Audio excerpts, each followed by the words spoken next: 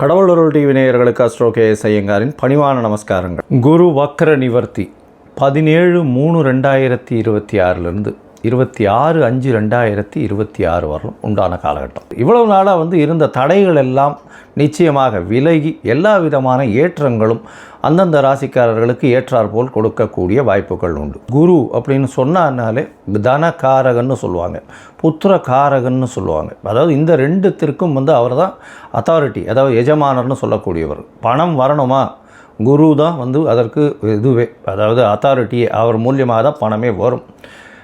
குரு discipline, அதாவது சட்டத்திட்டங்கள், அதாவது உங்களோட நேர்மை வழிபடுத்துதல், நியாயமாக இருத்தல், இது எல்லாத்துக்குமே குரு தான் காரகத்துவம். காரகத்துவமில் குருன்னு சொன்னாலே அந்த பார்த்த வீடு எல்லாமே, அவர் பார்த்த இடங்கள் எல்லாம் சுபம் அப்படின்னு சொல்லக்கூடியது ஜோதிட சாஸ்திரம்.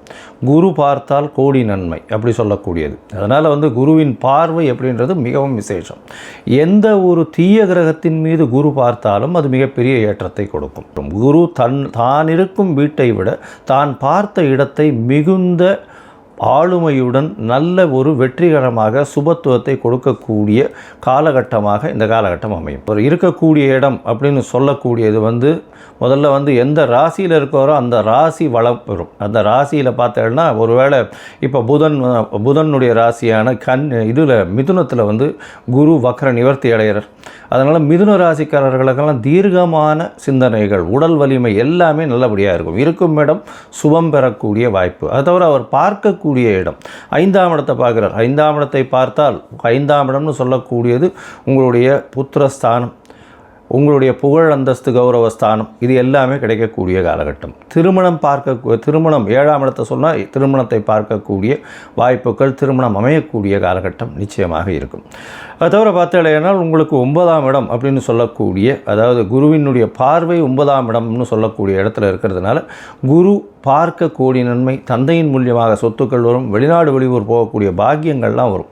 ஏன்னா 9ஆம் இடத்தை குறிக்கக்கூடிய மேல் படிப்பு, அந்த விஷயங்கள், தந்தையினுடைய உடல்நிலை, இது எல்லாமே ஏற்றமாக இருக்கக்கூடிய காலகட்டமாக இந்த காலகட்டம் ஆகும். அதனால் குரு உங்களுக்கு எந்தெந்த இடத்துல இருக்கார் அப்படின்றத பொறுத்து, அவருடைய பார்வை எந்தெந்த இடத்துல விழறதுன்றதை பொறுத்து உங்களுடைய ஏற்றங்களும் இறக்கங்களும் இருக்கக்கூடும் அப்படின்றது தான் இந்த பொதுவான விஷயம். சரி, இந்த குரு ஒருவேளை உங்களுக்கு நல்ல ஒரு பலன்களை கொடுக்கல, மறைந்த இடத்திலிருந்து போயிடுறார் அப்படின்ற பொசிஷனில் குருவுக்கு உண்டான என்ன எளிய பரிகாரங்கள் செய்யலாம் அப்படின்னு பார்த்தடையால், மஞ்சள் கலர் வஸ்திரம் தானம் கொடுக்கறது, மஞ்சள் தானம் கொடுக்கறது, சந்தனம் தானம் கொடுக்கறது, பூஜை பொருட்கள் வாங்கி தானம் கொடுக்கறது, முல்லை பூ குருவுக்கு உண்டானது அது வாங்கி கொடுக்கறது, அருகில் இருக்கக்கூடிய தட்சிணாமூர்த்தி சன்னதியில் வாங்கி சாத்தக்கூடியது, குருவுக்கு உண்டானது எலுமிச்சம்பழம் அது கொடுக்கலாம். அது தவிர இனிப்பின் சுவை அப்படின்னு சொல்லக்கூடியது சக்கரை பொங்கல் வாங்கி இது பண்ணலாம், நைவேத்தியம் பண்ணி எல்லாருக்கும் கொடுக்கலாம். பாதாம், பிஸ்தா இந்த மாதிரியான ட்ரை ஃப்ரூட்ஸ் வாங்கி கொடுக்கக்கூடிய, நெய் போன்ற விளக்குகள் ஏற்றுவது மிகப்பெரிய ஏற்றம். சரி, இதெல்லாம் பண்ண முடியல, இது தவிர வேறு என்ன பண்ணலாம் அப்படின்னு பார்த்தேன்னா,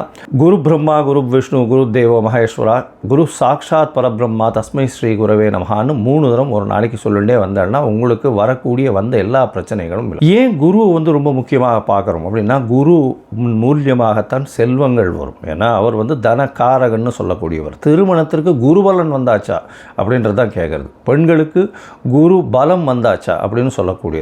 குரு பகவான் 2ஆம் இடம், அது தவிர 7ஆம் இடத்தை பார்க்கறது, 7ஆம் இடத்துல இருக்கிறது, அதாவது 2, 4, 7 இதெல்லாம் பார்த்து இருந்தாலே ஆனால், 5ஆம் இடம், 9ஆம் இடம், 11ஆம் இடம் இதெல்லாம் இருக்குமாறே ஆனால் நிச்சயமாக அவர்களுக்கு தசாபுக்தியும் சேர்ந்து அந்த காலகட்டத்தில் வருமேயானால், சுபர்களுடைய தசாபுக்தி வருமேயானால், அது தவிர 7ஆம் ஆதிபத்திய தசாபுக்தியோ இல்லை 2ஆம் ஆதிபத்திய தசாபுக்தியோ வருமேயானால் நிச்சயமாக அந்த பெண் குழந்தைகளுக்கு திருமணமாகக்கூடிய வாய்ப்புகளும் நல்ல குடும்பம் அமையக்கூடிய காலகட்டமாகவும் இந்த காலகட்டத்தில் அமையும். சரி, இப்போது ஒரு ராசியாக மேஷம் முதல் மீனம் வரை என்னென்ன பலன்கள் இருக்குது இந்த குருவை வைத்து, குருவினுடைய பார்வை வைத்து எப்படி இருக்கும் அப்படின்றத பார்க்கலாம். மிதுன ராசி நேயர்கள், அதாவது மிருகசீரிஷம், திருவாதிரை, புனர்பூசம், இந்த 3 நட்சத்திரம் 9 பாதங்களை கொண்ட ராசியின் அதிபதினு சொல்லக்கூடியவர் புதன். புத்தி கூர்மைக்கு புதன் ரொம்பவுமே முக்கியம். அதனால் மிதுன ராசிக்காரர்கள்லாம் கூர்மையான புத்தி, மிகவும் அதாவது வேகமாக சென்று வேலையை அவங்களோட புத்தி கூர்மையினால் வேலையை முடிக்கக்கூடியவங்க. ஆனால் எதிர்த்து நின்று சண்டை போட மாட்டாங்க. அவர்கள் சாணக்கியன் மாதிரி அடுத்தவர்களை வைத்து அவர்கள் வேலையை செஞ்சு கொடுப்பார்கள்.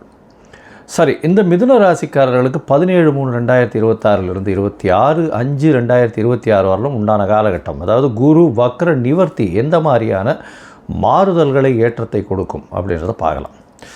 குரு பகவான் உங்கள் ராசியிலே வக்ர நிவர்த்தி அடைகிறார். ஜென்ம குரு வனத்திலே அப்படின்னு சொல்லுவாங்களே, சார் என்ன சார் இப்படி இருக்குது அப்படின்னா கவலைப்பட தேவையில்லை. ஏன்னா ராசிநாதன், அதாவது ராசிக்கு 7ஆம் அதிபதி 10ஆம் அதிபதின்னு சொல்லக்கூடியவர் உங்கள் ராசியில் வந்து உட்கார்றார். மிகப்பெரிய சுவர், அதாவது தீர்க்கமான சிந்தனையை கொடுப்பார். எந்தெந்த இடத்துலலாம் அடிபட்டிங்களோ அந்தந்த இடத்துலலாம் பாடம் கற்பித்து கொண்டு என்ன பிரச்சனை வந்தது, அதை எப்படி நம்ம சரி செய்யலாம், எந்த வகையில் நம்ம வெளிக்கு வரலாம் அப்படின்ற மாதிரியான ஒரு நல்ல ஒரு முயற்சி எல்லாவற்றிலும் வெற்றி கிடைக்கக்கூடிய வாய்ப்புகள் உண்டு. உங்களுக்கு நல்ல அனுபவங்கள் இப்போ கிடச்சிருக்கும். இப்போ பார்த்திங்கன்னா எல்லாம் ஒரு விஷயத்தை எடுத்தாலும் நல்ல தீர்க்கமான முடிவு எடுக்கக்கூடிய வாய்ப்பு உண்டு. உடல் நலத்தில் நல்லபடியாக இருக்கக்கூடிய வாய்ப்பு இருக்கும். உங்களுடைய ராசிக்கு பார்த்தாலும் 17/3 33/3/2026 வரலும் உண்டான காலகட்டத்தில் பண வரவு அதிகமாக இருக்கும். மூத்த சகோதர சகோதரிகள் மூலியமாக நல்ல அனுகூலம் வரக்கூடிய வாய்ப்பு. அதாவது 2வது திருமணத்துக்கு பார்த்து கொண்டிருந்தீர்கள்னா 2வது திருமணம் நடக்கக்கூடிய வாய்ப்புகள் இந்த காலகட்டத்தில் நிச்சயமாக அமையும்.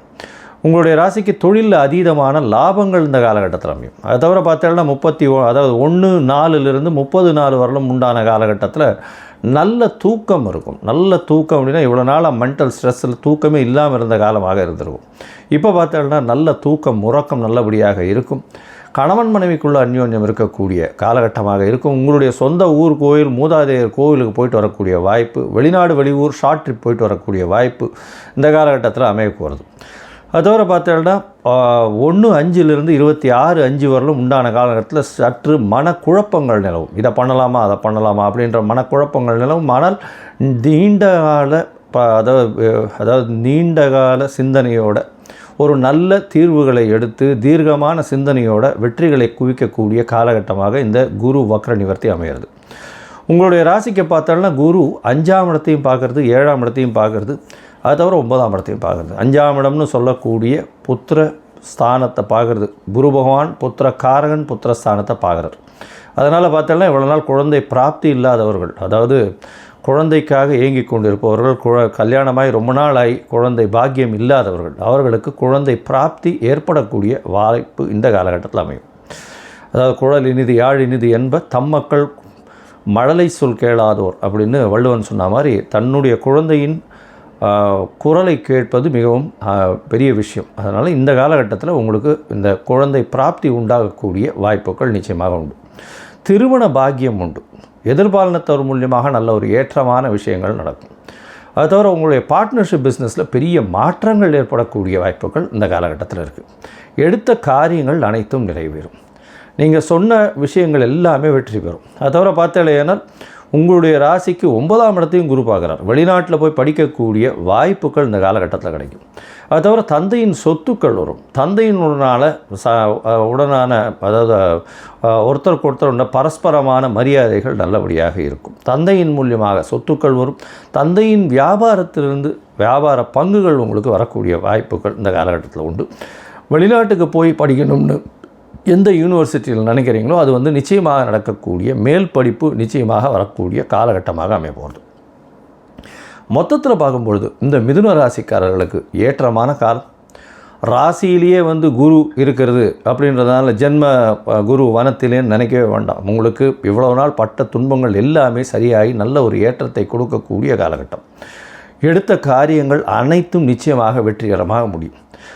2வது திருமணத்திற்கு பார்த்து கொண்டு இருப்பவர்களுக்கு கண்டிப்பாக ஆகக்கூடிய வாய்ப்பு உண்டு. முதல் திருமணம் நிச்சயமாக கைகூடக்கூடிய வாய்ப்பு உண்டு. குழந்தை பிராப்தி உண்டு.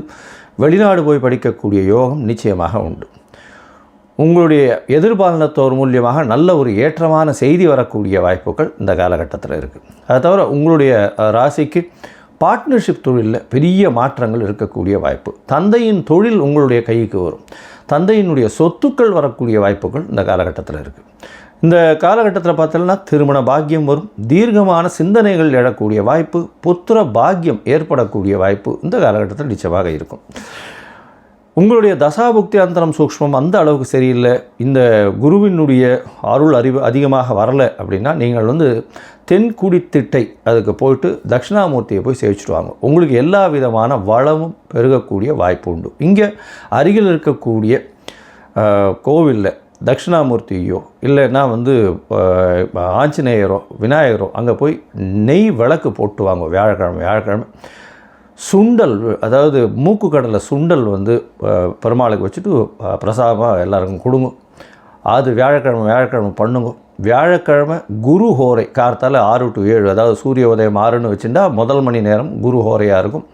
அந்த குரு ஹோரையில் ஏற்கனவே நான் சொல்லியிருக்க மாதிரி குருவினுடைய காயத்ரி மந்திரம் மினிமம் 3 தரமாவது சொல்லுங்க.